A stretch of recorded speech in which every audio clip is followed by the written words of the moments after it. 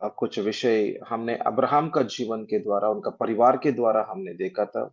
उत्पत्ति का 24 अध्याय को हमने निकाला। उसके अंदर में हम पहला पद से लेके 8 का पद तक हमने जो परमेश्वर का वचनों को मनन किया। उसके अंदर में जो मुख्य विषय 7 का वचन के अंदर में देखा कि परमेश्वर का इच्छा और परमेश्वर का उद्देश्य वो तो केंद्र हो चुका है अब्राहम का मन के अंदर में। उनका बेटा इसहाक के लिए एक बेटी चाहिए, तो बोलते तो उनके लिए एक पत्नी का जरूरत है। तो उसके लिए जो अब्राहम का मन में एक विचार चल रहा था कि परमेश्वर का इच्छा, परमेश्वर का योजना के अनुसार में होना है।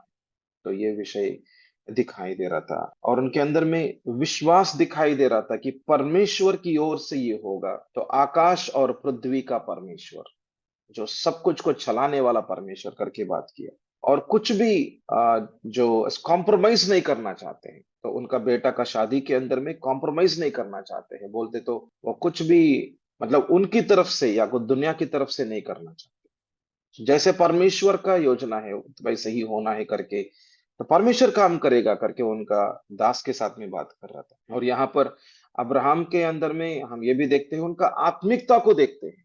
तो उसके अंदर में भी हमने बात किया था कि कितना जो मूल्य विषय है कि हमारा बच्चों का जीवन आशीष होने के लिए जो पिताजी और माँ का आत्मिकता बहुत प्रभाव करते हैं, वो भी हमने बात किया था। और हमने ये भी देख रहा था कि उनका परिवार को परमेश्वर के लिए अलग कर चुका है। मतलब अब्राहम ने उनका परिवार को जो परमेश्वर के लिए अलग कर दिया, और उसके अंदर परमेश्वर का योजना क्या है उनको मालूम है कि परमेश्वर उनको, उनका बेटा इसहाक को एक उनको इस्तेमाल करेगा, एक राज्य बना देगा। तो उस परमेश्वर का योजना क्या है इनको मालूम है, पिताजी को मालूम है। और उसके अनुसार में उनका बेटा का जीवन को भी मार्गदर्शन हो रहा था यहाँ पे। तो ये भी देख रहा था। ये सब कुछ हमने कल देखा था। तो आगे जाने के पहले हम एक वचन को निकालेंगे। नीति वचन 15 अध्याय 22 पद। तो इस वचन को हमको समझना है। इस वचन के अंदर में हमको बिना सम्मति की कल्पनाएं निष्फल हुआ करती है। बिना सम्मति की कल्पनाएं निष्फल हुआ करती है, परंतु बहुत से मंत्रियों की सम्मति के बाद ठहरती है। देखना कि परमेश्वर का उद्देश्य ही है, पर परमेश्वर का उद्देश्य केवल एक व्यक्ति के साथ में ही यहाँ पर बातें नहीं हो रही। तो परमेश्वर का उद्देश्य जो चुना हुआ लोग, जो आपका जीवन के अंदर में जो परमेश्वर लेकर आते हैं या लेकर आना चाहते हैं और रखना चाहते हैं, उनके द्वारा भी परमेश्वर का उद्देश्य का सिद्ध हो जाते हैं। तो मैं फिर से बोल रहा हूँ, यदि परमेश्वर केवल आपके साथ में ही बात करते हैं, तब आपको किसी का को जरूरत ही नहीं होते। तो आपको कलीसिया का जरूरत नहीं है, तो पास्टर का जरूरत नहीं है, किसी का भी जरूरत नहीं होते हैं, क्योंकि परमेश्वर आपके साथ में बात कर रहे हैं ना, सीधा सीधा बात कर रहे हैं आपसे। तो सब कुछ आपको ही बोल रहा था, आपका जीवन के बारे में, आपका बेटे के बारे में, बेटे के बारे में, सब कुछ आपसे ही बात कर रहा था। तो आपको किसी के साथ में कुछ बात करने का या उसके बारे में कोई विचार करने का तो कुछ भी जरूरत नहीं होते हैं, है ना। पर परमेश्वर ऐसा नहीं कर रहा था। तो इस वचन के अंदर में देखो कि परमेश्वर ऐसा नहीं कर रहा था। परमेश्वर बोल रहा था, परमेश्वर का वचन बात कर रहा था, बिना सम्मति की कल्पनाएं निष्फल हुआ करती है। मतलब जहां पर आपका जो विचार या कुछ परमेश्वर मुझसे बात किया, या परमेश्वर का इच्छा है, और जो परमेश्वर मुझको दर्शन में बात किया या कुछ वचनों के द्वारा बात किया, ये सही है तो मैं आगे चलूंगा करके, तो आगे चलेगा। तो शादी भी होने के बाद में 2-3 साल के बाद में वो बोलेगा, अरे ये कितना उल्टा दिखाई दे रहा था मेरा शादी के अंदर में। मैंने जो सोचा था, मैंने जो निर्णय लिया था, अरे ये तो मैंने प्रार्थना में लिया था, मैंने प्रार्थना सहित लिया था मैंने। तो मुझको वचन भी आया ना, ये वचन के द्वारा प्रभु मुझसे बात भी किया था। अरे कितना उल्टा दिखाई दे रहा था क्या इस शादी के अंदर में। अरे ये पति ऐसा पति है कि उनका शादी के पहले, ऐसा हमारा शादी के पहले 2-3 लड़की के साथ में ही उनका व्यवहार चल रहा था। ऐसा व्यक्ति के साथ में शादी करने के लिए प्रभु ने बोलते हैं क्या? ऐसा व्यक्ति के साथ में, ऐसा ऐसा बिना तैयारी का एक व्यक्ति के साथ में, एक बिना उद्देश्य का जीवन के साथ में, ऐसा व्यक्ति के साथ में शादी करने के लिए प्रभु बोलते हैं? नहीं बोलते हैं। पर ये जो औरत को कैसे मालूम हो गया, कि उनको कैसे समझ में आया कि प्रभु बात कर रहे करके? उनका विचार क्या है? उनका विचार फोटो को देखा और बहुत अच्छा लगा, और दिखने के लिए सुंदर है और अच्छा पैसा है, तो अच्छा ये है वो है, मतलब अच्छा से जॉब करने वाला व्यक्ति है, कास्ट भी सब कुछ ऐसे ठीक ठाक में ऐसा कुछ बैठा है, और उनका मन में ऑलरेडी विचार है ना, तो इस विचार को लेकर यदि प्रभु के पास में जाए, तो प्रभु बात नहीं कर रहा था, तो प्रभु बात नहीं करेगा। तो उनका अंदर का विचार ऑलरेडी है करके बोलकर हम प्रभु के पास में जाते, तो प्रभु से ऐसा कुछ बातें तो हम नहीं सुन सकते हैं। पर हम क्या करते हैं, ध्यान से सुनना, हम क्या करते हैं कि प्रभु का वचनों को ढूंढते हैं।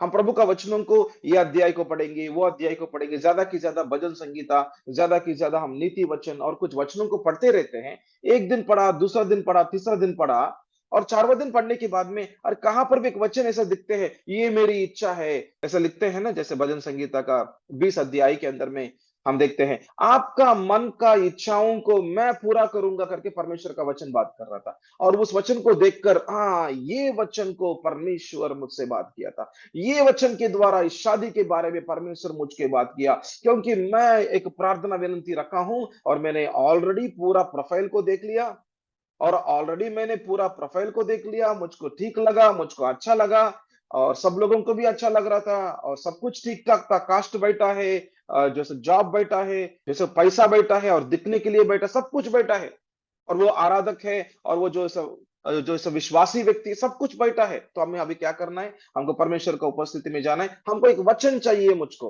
मुझको परमेश्वर के द्वारा मुझको वचन चाहिए। तो हम वचनों को ढूंढते हैं हम, और इस चौथा पांचवा दिन में कहां पर भी हमको एक इस वचन मिल जाते हैं। हाँ, आपका मन की इच्छाओं को मैं पूरा कर देता हूं करके वचन बता रहा था। तो परमेश्वर मुझसे बात कर दिया मम्मी, तो परमेश्वर मुझसे बात कर दिया पापा, तो ये शादी मैं करूंगा। शादी करने के बाद में पता चलते हैं, अरे 1 साल 2 साल के बाद पता चलते हैं कि यही आराधक के साथ में 2-3 लड़के के साथ में उनका व्यवहार पहले से चल रहा था, और अभी भी चल रहा है। वो तो विश्वासी है, कलीसिया में जाने वाला व्यक्ति है, फिर भी उनका जीवन के अंदर में ये विषय चल रहा था। क्यों मालूम? क्योंकि वो तो विश्वासी केवल है, पर उनके अंदर में नया जन्म का अनुभव नहीं है। ये दोनों के अंदर में बहुत फर्क है। विश्वासी होना एक विषय होते, तो नया जन्म का अनुभव लेना दूसरा विषय। तो विश्वासी बोलते, तो वो तो आराधना कर सकते हैं, प्रार्थना कर सकते हैं, कलीसिया में आ सकते हैं, और उस प्रभु के लिए गवाही का ऐसा कुछ गवाही बोल सकते हैं, ये सब कुछ कर सकते हैं, पर उनका आत्मा के अंदर में परमेश्वर के साथ का संबंध और परमेश्वर के साथ में परमेश्वर का आवाज को सुनने का विषय नहीं दिखाई देता है। नया जन्म के अंदर में हमेशा आत्मिक आंखें खुल जाते हैं, आत्मिक कान खुल जाते हैं, और परमेश्वर के साथ में एक संबंध रहते हैं, और परमेश्वर का आवाज को सुनने वाला व्यक्ति रहते हैं। ये विषय नहीं दिखाई देता है। केवल क्या है, वो तो विश्वासी है। इसे उदाहरण बोलता हूं, एक कलीसिया में हमको बुलाया, हमको वहां पर वचन बोलने के लिए बुलाया, तो औरत ने इतना अच्छे से आराधना किया है, उनका टोन सुपर है, उनका टोन सुपर बोलते तो सुपर है, और वो इतना धूमधाम करके वो तो ऐसा आराधना किया था, और आराधना के अंदर में मुझको ऐसा लगा, इतना अच्छा टोन है उनको, इतना अच्छा स्वर है उनको, अच्छे से ये बेटी ने आराधना किया करके लगा। और पूरा वचन हो गया, और उस वचन में हमने कुछ विषयों को बात किया ना, प्रेम के बारे में। तो उसके बाद में हम लिफ्ट में हैं, तो वो जो कलीसिया कुछ फर्स्ट फ्लोर में, सेकंड फ्लोर में है, तो हम लिफ्ट में हैं। तो लिफ्ट में वो जो इस लड़के भी हमारे पास में, तो हमारे साथ में खड़े हैं, और पास्टर जी मैं आपके साथ में कुछ बात करना चाहता हूँ। तो क्या है सिस्टर, बोलो। तो बोलते, तो वो सिस्टर बोल रहा था, तो वो जो जवान लड़की बोल रहा था, आराधना किया हुआ, मुझको तो परमेश्वर का प्रेम, मैं तो, मुझको अनुभव ही नहीं होते हैं, अभी तक अनुभव नहीं है मुझको। तो ये जो इस परमेश्वर का प्रेम को कैसे अनुभव करते हैं, और परमेश्वर का आवाज कैसे सुनते हैं, मैंने अभी तक आवाज को नहीं सुना करके बोला। तो तब मुझको समझ में आ रहा था कि आराधना कर सकते हैं, गाना तो गा सकते हैं, पर अंदर में संबंध एक दूसरा विषय है। आराधना, कोई भी सिनेमा के अंदर में गाना गाने वाला भी आज क्रिस्टियानी का गाना गा रहा था, तो गाना कोई भी गा सकते हैं आज।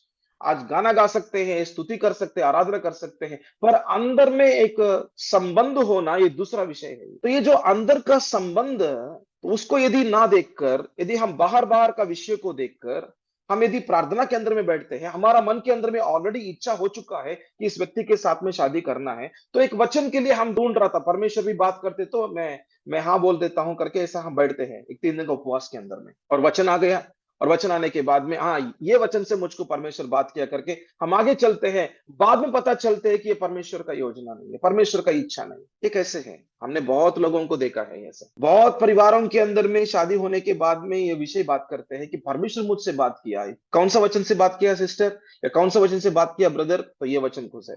तो परमेश्वर आपको ये वचन से ऐसा बात किया करके आपको कैसे मालूम है? तो मैंने ऑलरेडी ये विषयों को परमेश्वर के साथ में रखा, और ये विषय से मुझसे बात किया।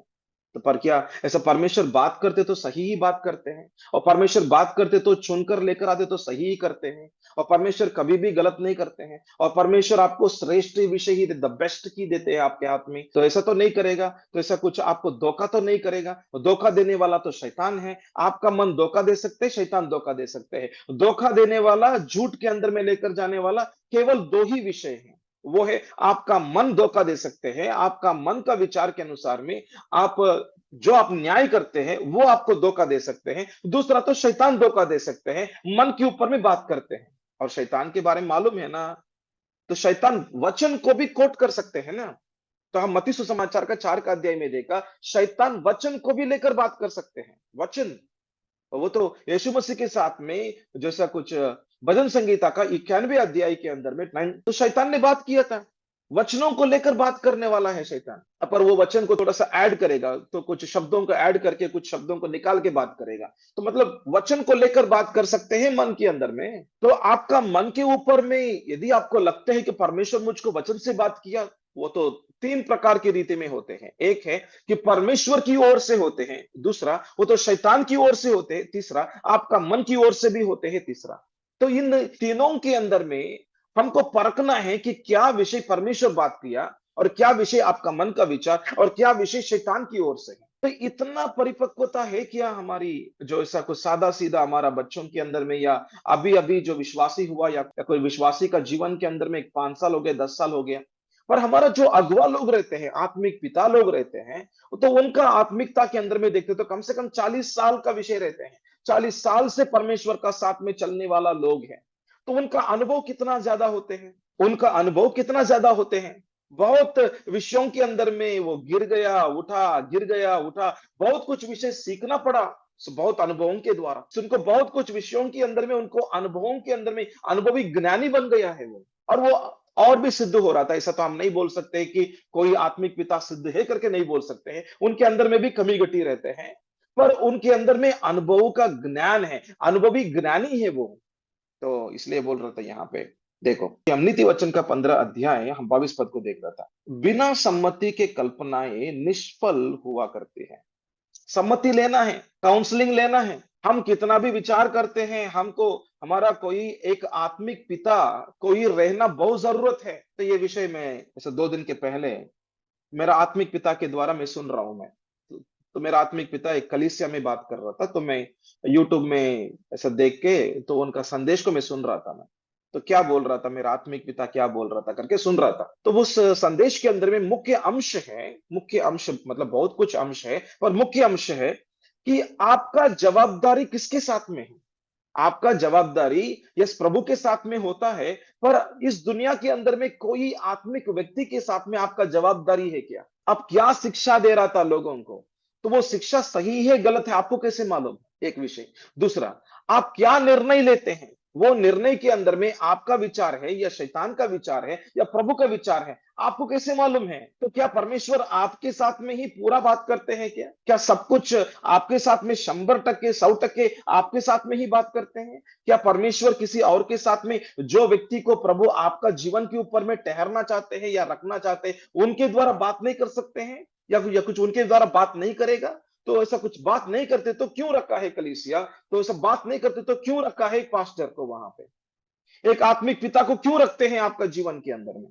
क्या ऐसा परमेश्वर ऐसे ही लेकर आते हैं क्या, या परमेश्वर आपको ऐसे ही उनके पास में लेकर गया क्या, कुछ ऐसा उद्देश्य नहीं रहते हैं। एक ऐसा मुख्य ऐसा कुछ निर्णयों के अंदर परमेश्वर उनको इस्तेमाल नहीं करेगा, तो ऐसा मुख्य विषयों के अंदर में ही इस्तेमाल नहीं होते तो क्यों लेकर आना है परमेश्वर आपका जीवन के अंदर में, कलीसिया या कुछ पास्टर, पास्टर का पत्नी या कुछ आत्मिक पिता, इन सब लोगों को आपका जीवन के अंदर में क्यों लेकर आना है, और आप भी उनके साथ में जाने के लिए क्यों परमेश्वर आपको अगुवाई करना। यदि उसका उद्देश्य ही नहीं होते तो, यदि सब निर्णय हम खुद ले सकते तो परमेश्वर क्यों ये सब कुछ को ऐसा तैयार करके रखा है, ऐसा कलीसिया ये सब लोगों को। तो हमको समझना है कि परमेश्वर सब कुछ विषय एक व्यक्ति के साथ में बात नहीं कर रहा है, इसके अंदर में हमको सेटलमेंट होना, मतलब हमको इसको समझना है।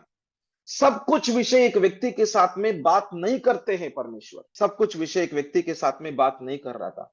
तो हमको कैसे मालूम? हम इब्रानियों का पत्री को निकालेंगे, उसका हम पहला अध्याय, हम पहला पद को पढ़ेंगे। इस वचन के अंदर में सिद्धांत को देखते हैं। मतलब ये जो कॉन्टेक्स्ट, भूमिका सही नहीं है। भूमिका बोलते तो इसका जो बैकग्राउंड है वो तो यीशु के द्वारा पूर्ण रीति में परमेश्वर बात करेगा, वो विषय हम दूसरा पद में देखते हैं। और यहाँ पर एक सिद्धांत है कि सब परमेश्वर एक ही भविष्यवक्ता को इस्तेमाल नहीं किया था।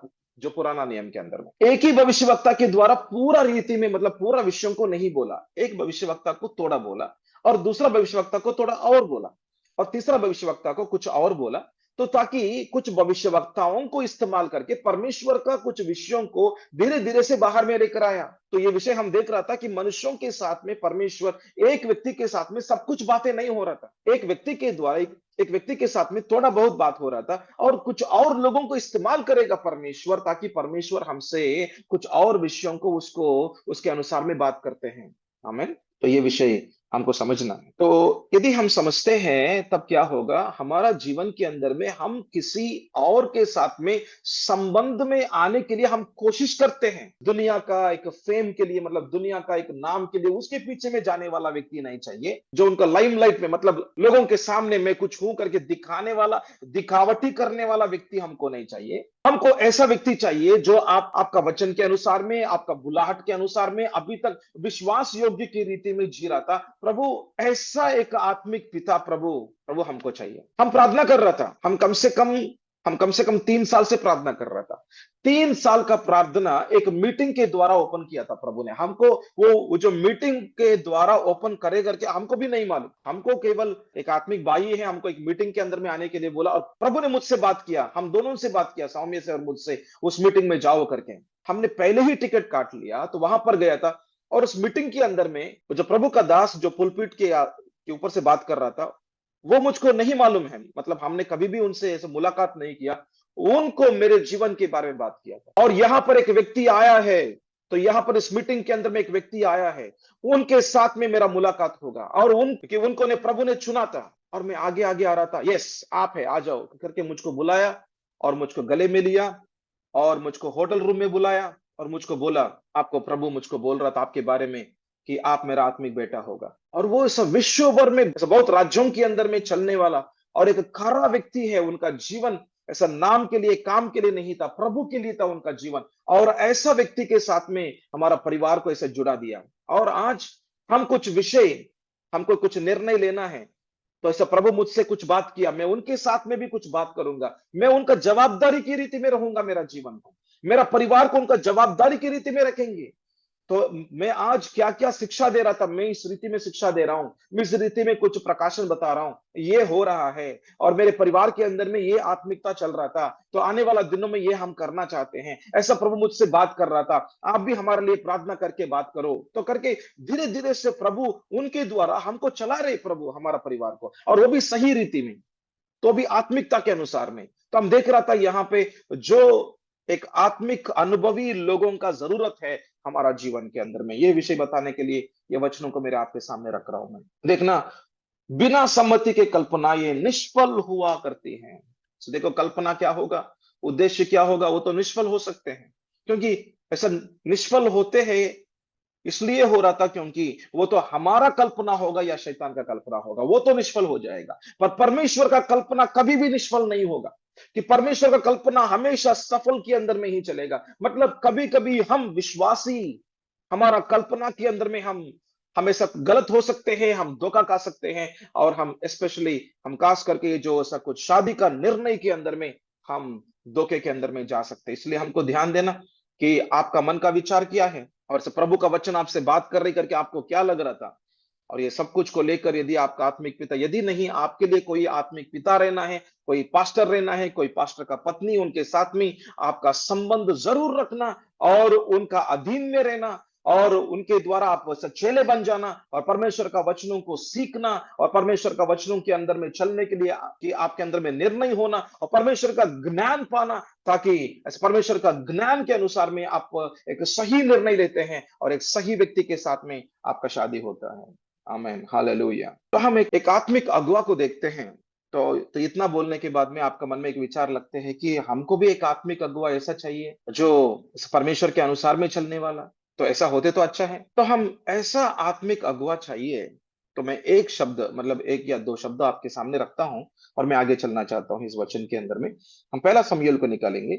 तो पहला समूएल हम 16 अध्याय उसका 5 से लेके हम 7 तक पढ़ेंगे। हालेलुया। हम पहला समूएल का 16 अध्याय हम 5 पद से देख रहे थे।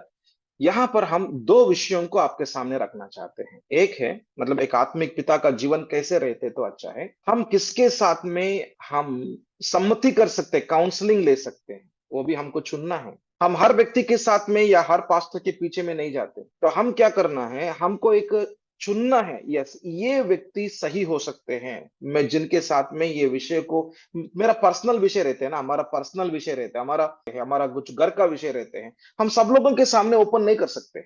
सब लोगों के सामने हम कुछ खुला करके बात नहीं कर सकते।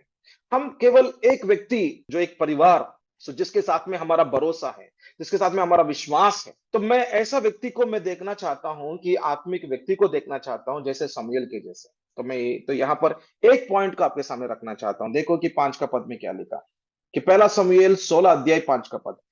उसने कहा, हाँ, मित्र भाव से आया हूं, मैं यहोवा के लिए यज्ञ करने को आया हूं। तुम अपने अपने को पवित्र करके मेरे साथ यज्ञ में आओ। तब उसने यशी करके और यशी और उसके पुत्रों को पवित्र करने यज्ञ में आने का न्योता दिया। सो ठीक है, मतलब यज्ञ के अंदर में, जो बलिदान के अंदर में आने के लिए बोला, तो उसे जस्सी को बोला, उनका परिवार को बोला, उनका परिवार बोलते तो उनका, कि उनका बच्चों को भी तो आने के लिए बोला। 6 का पद को देखो, जब वे आए तब उसने एलियाब पर दृष्टि करके सोचा कि निश्चय जो यहोवा के सामने है वही उसका अभिषिक्त होगा। बड़ा जो लड़का को देखा था एलियाब करके, और समूएल को, ये जो आत्मिक दास को, जो परमेश्वर का दास, जो समूएल को, इस एलियाब को देखकर लगा, अरे यही हो सकता है कि परमेश्वर का अभिषिक्त, यही हो सकते हैं परमेश्वर का और के चुना हुआ व्यक्ति। उनका लंबाई को देखा, उनका सुंदरता को देखा, और उनका उनका शक्ति को देखा, बल ताकत को देखा। तो परमेश्वर बोल रहा था 7 का पद में, परंतु यहोवा ने शमूएल से कहा, ना तो उसके रूप पर दृष्टि कर और ना उसके ढील की ऊंचाई पर, क्योंकि मैंने उसे अयोग्य जाना है। क्योंकि यहोवा का देखना मनुष्य का सा नहीं है। तो मनुष्य तो बाहर का रूप देखता है, परंतु यहोवा की दृष्टि मन पर होती, परंतु यहोवा का दृष्टि मन पर रहती है। आमेन, हालेलुया। सो देखना, जो परमेश्वर का और परमेश्वर का दास के साथ का संबंध को देखो, इस दास का और परमेश्वर का साथ का संबंध को देखो, कि जो विचार परमेश्वर का दास का मन में चल रहा था वो विचार परमेश्वर को जानता है, और जो विचार समूएल का मन में चल रहा था तुरंत परमेश्वर उनके अंदर में बात कर रहा था, कि कितना भी बड़ा कि परमेश्वर का दास बन सकते हैं या हो सकते हैं, वो भी गलती करेगा, ये हमको समझना है। तो उनका मुंह के द्वारा शब्द कभी कभी गलत गलत की रीति में आ सकते हैं, उनका मन का विचार उनका अनुसार में हो सकते हैं, पर वो ऐसा दास होना है, मैं ये देखना चाहता हूं, वो ऐसा आत्मिक पिता होना है। उनका मन का विचार अपना विचार के अनुसार में होते तो भी, उनका मुंह से कुछ शब्द कुछ गलत निकलते तो भी, तुरंत पवित्र आत्मा उनके अंदर में बात करते हैं, और वो तुरंत पवित्र आत्मा का बातों को सुनने वाला, और उसको करेक्शन करने वाला, उसको सही में लेकर आने वाला, और उनका गलती को मानने वाला, ऐसा नम्रता में दीनता में रहने वाला, और लोगों के सामने मैं भी सिद्ध होने वाला व्यक्ति हूं, तो मैं भी सिद्ध नहीं हुआ हूं, मतलब अपना आत्मिक गर्व के अंदर में खड़ा ना होने वाला, इतना एक आत्मिकता के अंदर में एक परिपक्वता में रहने वाला, एक ज्ञान की रीति में चलने वाला, और परमेश्वर का आवाज को ठीक से सुनने वाला। और आगे में वो तो गलती नहीं किया, और आगे में बोलने लगा कि मैं ऐसा लड़का को देख रहा था, वो दाऊद है, और परमेश्वर ने बोला, मतलब उनके साथ में बातचीत कर रहा था, और दाऊद के ऊपर में तेल डाला और अभिषेक कर दिया। हालेलुया। और मैं ऐसा आत्मिक पिता के साथ में बात करना चाहता हूं, मैं ऐसा आत्मिक पिता के साथ में बात करना चाहता हूं। हम सब लोगों के साथ में नहीं है, हमारा व्यक्तिगत विषयों को हम सबके साथ में ओपन नहीं करेंगे, पर ऐसा समूएल के जैसे, जो सब परमेश्वर का आवाज को सुनने वाला, हमेशा पवित्र आत्मा के साथ में चलने वाला, यदि उनका मुंह से कुछ गलत निकलते तो भी, उनका मन में कुछ गलत विचार आते तो भी, उनका अपना विचार आते तो भी, वो तो उसको बदलाव कर सकते हैं। उनका तुरंत पवित्र आत्मा उनके अंदर में बात कर रहा था, ये जो विचार आप कर रहे हैं ये सही नहीं है, और ये जो विचार आपने बोला ये सही नहीं है, उसको ऐसे उल्टा करो, उसको उसको निकाल दो, उसको ना करने के लिए बोलो। तो ये सही है, तो ये बोलो आप। तो ऐसा पवित्र आत्मा उनको अगुवाई करने वाला, और परमेश्वर उनके द्वारा बात करना चाहते हैं, उनके द्वारा काम करना चाहते हैं, और परमेश्वर उनके साथ में है, परमेश्वर की आत्मा उनके अंदर में काम करते हैं। मैं ऐसा व्यक्तियों के साथ में, मेरा व्यक्तिगत विषयों के बारे में तो मैं ओपन करूंगा। मैं कल मेरा बेटा जॉन का या शालोम का, उनका शादी आएगा, उनका समय आएगा, तो हम क्या करते हैं, हम प्रार्थना करते हैं और प्रभु हमसे क्या बात कर रहा था देखेंगे, और हम जरूर, तो मेरा आत्मिक पिता के साथ में, जरूर मेरा आत्मिक माँ के साथ में, तो हम बातचीत करेंगे, हम ये विषय को रखते हैं, और मेरा बेटा को बिठाऊंगा और मैं जाऊंगा उनके पास में बैठूंगा, फिजिकल में बैठूंगा, ऐसा फोन में ये नहीं वो नहीं, क्योंकि एक बहुत बड़ा इंपॉर्टेंट निर्णय है ये।